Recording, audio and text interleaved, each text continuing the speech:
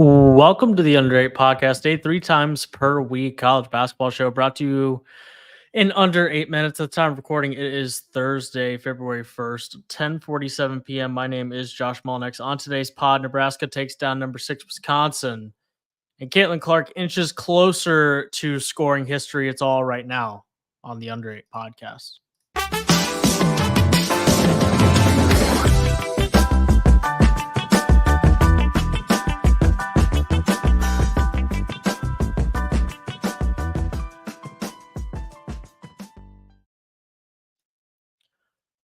Nebraska not necessarily scaring anybody away from Pinnacle Bank Arena, Josh, but Fred Hoiberg's squad has now beaten Purdue, Northwestern, Michigan State, and you add number 6 Wisconsin to the list of teams that have fallen in Lincoln 80-72 in overtime. At one point, Nebraska was down by 19 in this game. They were down by 16 at halftime, come all the way back, thanks in large part to 22 from CJ Wilcher, 20 from Rink Mass, who hit a couple of the biggest shots of the entire game, 17 from Bryce Williams. That was kind of the cog of the offense for Nebraska tonight, and they come all the way back to beat a top 10 team in the country.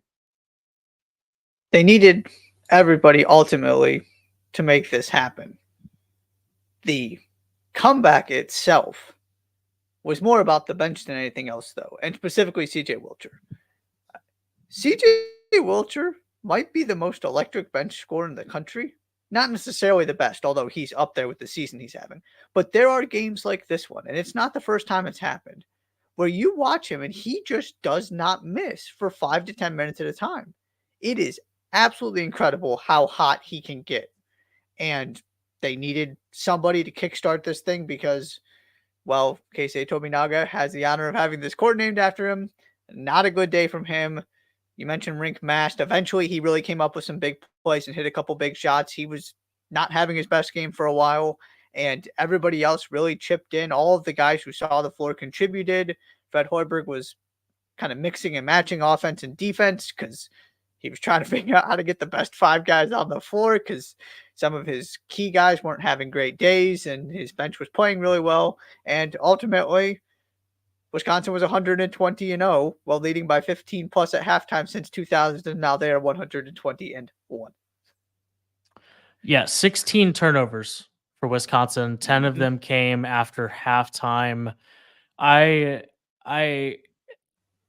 one of those teams where you go down the roster and the answer to the question, who do you go to late, seems to be there, whether it's AJ Storr, Chucky Hepburn. But on this particular night, yeah, but like you don't hand that guy the ball and say, go get me a basket. You run him off a screen. So you have to run a play that has to be successful. On this particular, Max Klussman had an 8-point run that he and CJ Wilcher went back and forth. But ultimately, apart from the basket at the end of overtime, at the end of the regulation, it felt like Wisconsin didn't get the bucket that they needed, whether it was to take the lead back or in overtime to keep it from kind of spiraling out of control. They played overtime in this building last year, and the overtime went in a very similar manner to the way that it did tonight, where Nebraska just kind of pulls away in the overtime. They end up winning by 8, outscoring them 13-5 in the extra period. That's the other part of this that's jarring, is not only do you not expect Wisconsin to blow 19-point lead, 16-point halftime leads, and not only do you expect them to not throw the ball away the way they did in the second half, as you mentioned, but there was the stretch with Klesmit where they got the lead, not only got the lead back, but had order restored, and it was, I think it got up to 8. It was definitely at least at 6. And it looked like they were going to find a way to survive. And then immediately he disappears again and stops making shots. And nobody else gets particularly good looks. Their offense wasn't good. They turned the ball over some more. And all of a sudden, here comes Nebraska again. And they did not have an answer for kind of the second surge. So that's the other important part of this story, is that it wasn't just one massive run by Nebraska that continued without any kind of response from Wisconsin. Nebraska got the game back to where it was tied. Wisconsin rallied to go take a lead again. Nebraska fought back to force overtime, took control in overtime. And the other thing I just left thinking about is we had 2 overtime games here in, 24 or so hours in the Big Ten. We're talking about a very jumbled top of the conference now. Think about how different this would feel if those games had gone the opposite direction and Purdue picked up another loss and Wisconsin survived this one. Now I would be, I mean, I'm not sure. Like, I would be surprised at that. I mean, I guess it's head to head at this point, but like, these are the type of, if you're trying to outrace Purdue to a Big Ten title, you can't give up 19-point second half leads. You just Nope. can't. Nope. 80-72 Nebraska over Wisconsin. They're now 6-5 in Big Ten play, and they have the wins, and we're very much talking NCAA tournament at this point for Fred Hoiberg's team. Couple of number twos that we need to get to on the women's side of things. Let's do the first one real quick. Caitlin Clark moves into second on the all-time scoring list with a 35-10 and 6-piece in a 110-74 win. Passes Jackie Stiles, passes Kelsey Mitchell, Big Ten all-time leader, and we're knocking on the door of Kelsey Plum. Yeah, we're almost to 103 points away. There was nothing surprising. You came into this game expecting her to finish in second. That's exactly what happened. You expected Iowa to win. That's exactly what happened. I did think this was interesting from the Kelsey Mitchell standpoint, just because it is easy to forget that until this game, Caitlin Clark was not the Big Ten all-time leader in points scored on the women's side. As remarkable as her career has been, that of the people she is still trying to pass, one of them was a Big Ten player in the former Ohio State Buckeye. And so now she has that part of it too. That's the other significance here.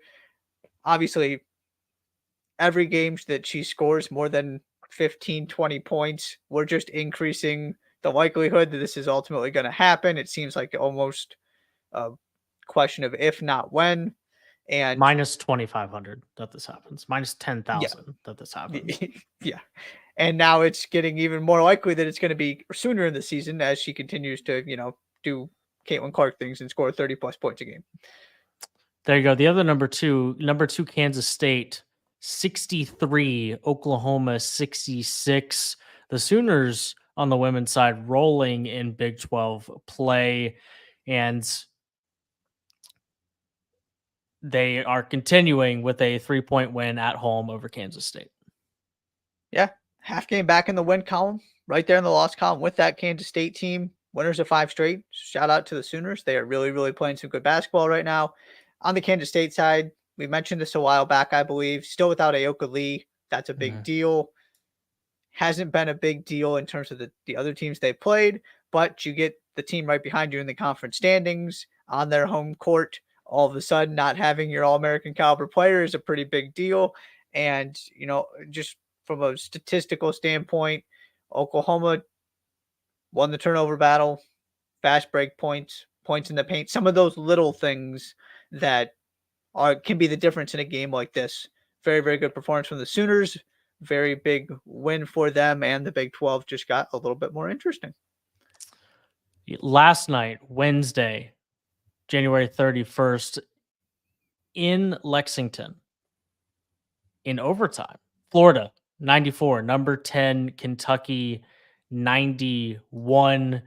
A short-handed Kentucky team, no GJ Wagner, no Justin Edwards, but still an impressive win for the Gators. Now 5-3 in conference. Might be 6-3 actually. No, 5-3 in conference, 15-6, and this is a big win for Florida. We've been talking about this consistently.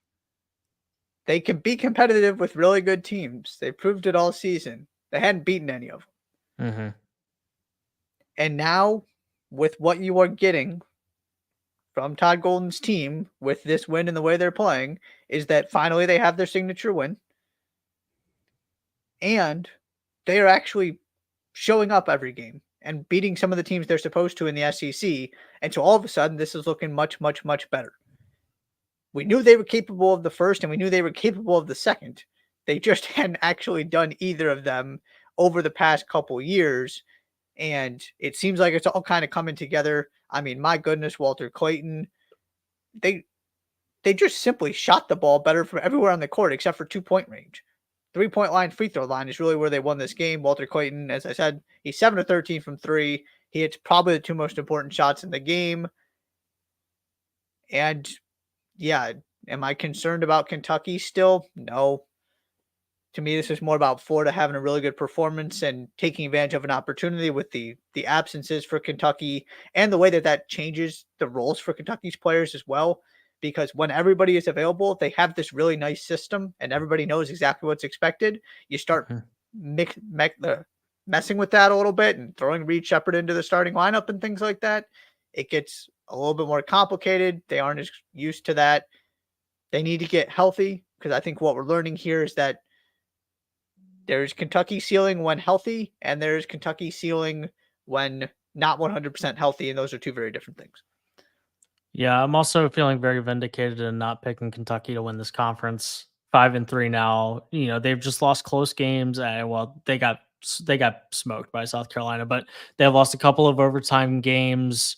They've lost 3 of their last 6. Like you said, they haven't been super healthy. It's fine. It's not a huge deal, but it's little stretches like this that keep you from winning a conference, even if you were talented enough to win it. Florida, that's their first quad 1 win. They are undefeated in quad 2, 3, and 4. They were still looking, all 6 of their losses had come in quad 1.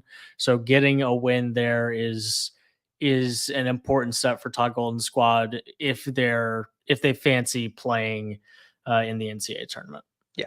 Now you're talking about a team that's beating the teams they're supposed to, and that is proving they can play with and beat the best teams on their schedule. That's a very, very good formula. By the way, do you know who's actually winning the SEC right now? Is it South Carolina? No, they're 1 game back. It's Alabama. There you go. That is correct. There you I go. mean, we're both skeptical of this Alabama team. It's going to all even itself out in the end once we finish the conference schedule, at least to a certain extent. But very quietly, with all this talk about Kentucky, all this talk about Tennessee, all the love South Carolina is getting, they're all chasing Nate Oates' team once again. And a team that, the Ohio State way back in November is becoming a little bit of a head scratcher, but that's only because Chris Holtman and the Buckeyes apparently have no idea how to win after we get through Christmas.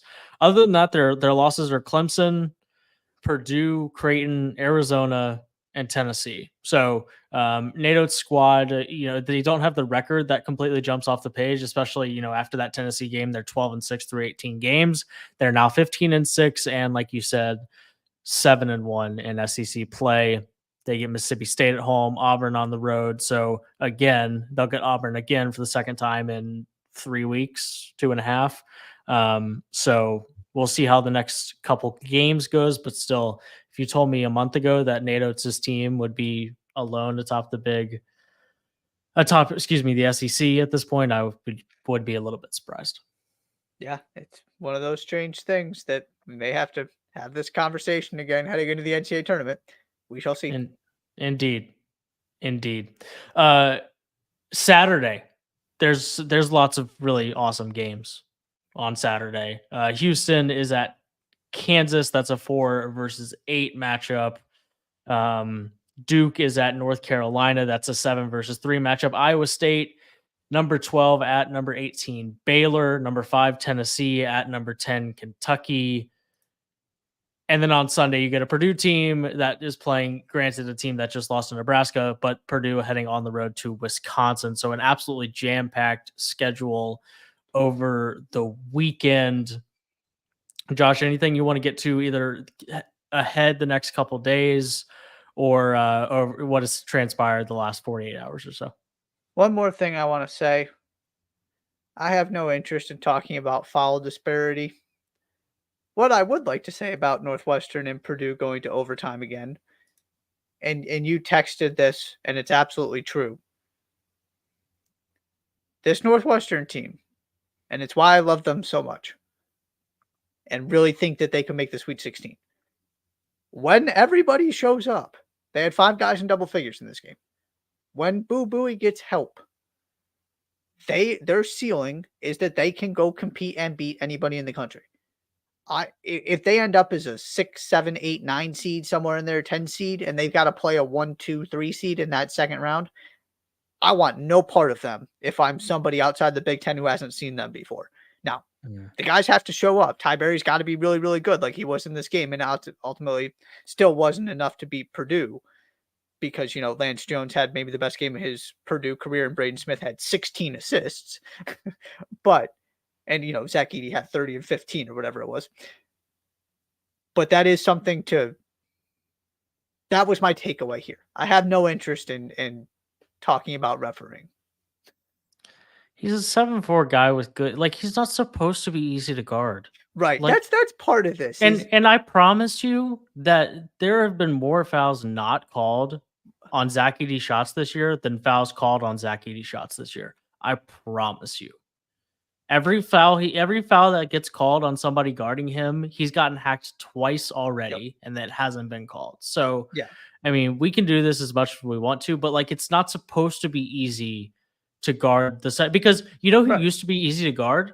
Zach Edey when he was younger. Like he's just unstoppable, and I don't understand the inability to be like okay with a team in Northwestern that, like, I don't know, is anybody running home to tell people about Northwestern's defense? No, nobody's doing that.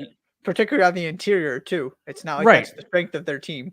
Right. So like that team is supposed to, they are 256 in effective defensive field goal percentage, and they are sub 170 in 2-point field goal percentage defense. So like, I'm not totally sure why.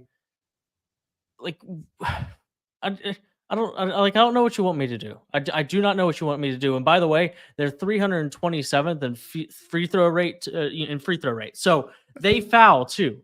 Now, granted, the 46 last night probably doesn't help, but they didn't go from like 112th to 327th because of one game. So miss me with all of it. I like maybe win the games in which you shoot 50% from the 3-point line. Maybe. They had their opportunities. That's the other thing I was going to say if we ended up talking about this game, right? You can't give Purdue 2 and 3 lives here. You were winning. You had a shot to win. And eventually Zach Edey was too much in overtime. That's where the focus should be, is that they still did enough to win this game and just didn't make the plays they needed to. Ultimately, Purdue did. Yeah, we'll just end it there. Like, next time we're gonna get mad that like Steph Curry is good at shooting 3-pointers. Like, whatever. That's gonna do it. February 1st, Thursday, February 1st. It is 11:05 p.m. Be sure to subscribe to the podcast wherever you listen to your shows. Follow the Under 8 Pod on Twitter. Subscribe on YouTube. Thank you so much for being here. We will be back on Sunday to talk about a jam-packed weekend of college hoops. Thank you so much for being here. We will see you next time.